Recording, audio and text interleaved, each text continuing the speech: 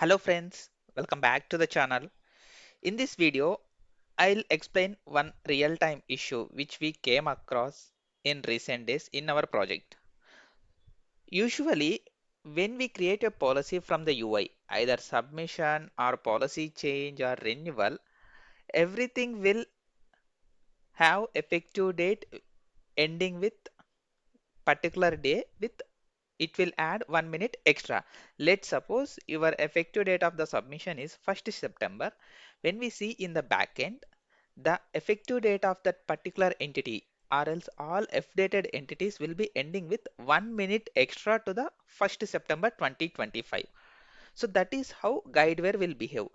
If you are performing a policy change with some other date, like let's suppose 2nd September or 3rd September, even that edit effective date and corresponding effective date entities will create with 2nd September 2025 and it will add 1 minute extra to that particular entity, all effective dates and previous expiration dates will also end with a 1 minute extra. But one of the automated policy change which was causing the issue. So automated policy change was created effective from 1st September 2025. So here I have taken example. So it was created with 1st September 2025 and instead of adding 1 minute extra, it was going with the current system date, whatever was there on that particular day. Let me clearly explain instead of like this. So submission we have created with effective from 1st to July 2025. Let me remove the above things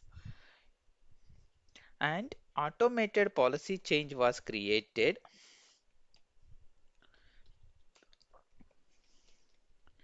effective date 16th July 2025 where creation date is 16th July only.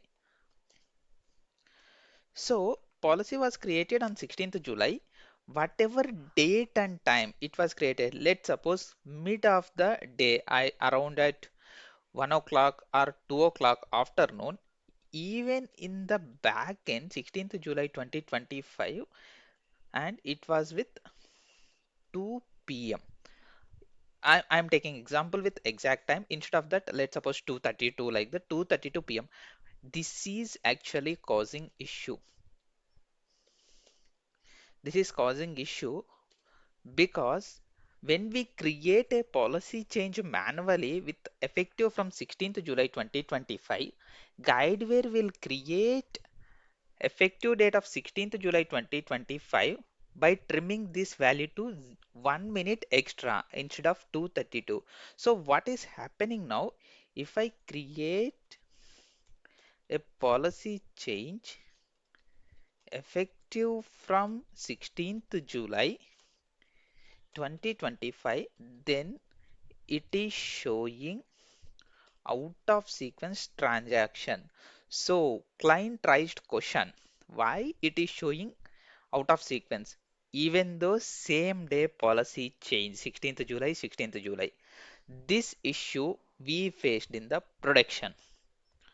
So same day policy change when we are performing it is showing out of sequence.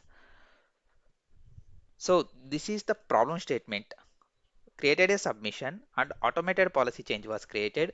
Because of creation date issue, all F-dated entities were affected. So how we fixed this issue first thing, and then how we avoided this issue code fix. So coming to code fix, wherever we were creating the policy change, right?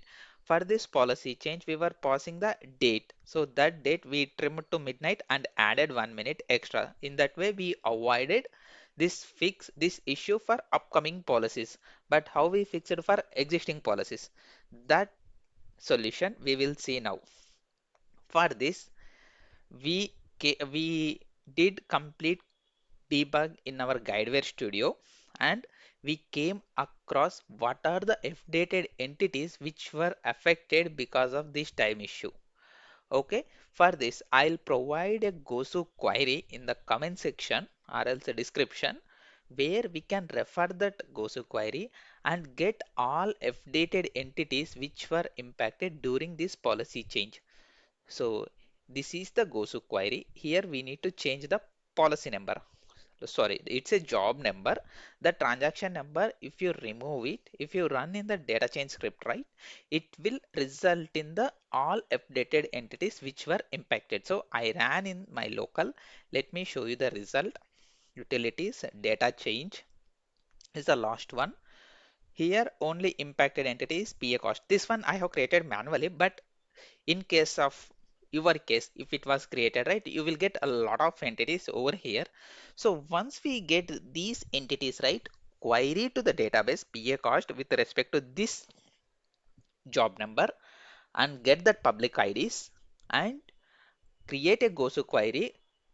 So query.make PA cost and compare with the public ID, get that result and get the effective date, expiration date and add trim to midnight with 1 minute extra. In that way, we will avoid these out of sequence error when we perform one more policy change on top of this automated policy change. Let's suppose after automated policy change, before fixing your issue, they created one more policy change.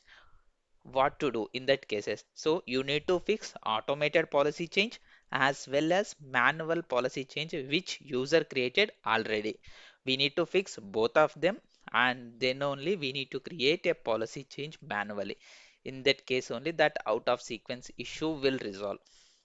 So refer this query, get all updated entities, compare with respect to public IDs and trim the date to midnight. So this is how we need to follow, guys.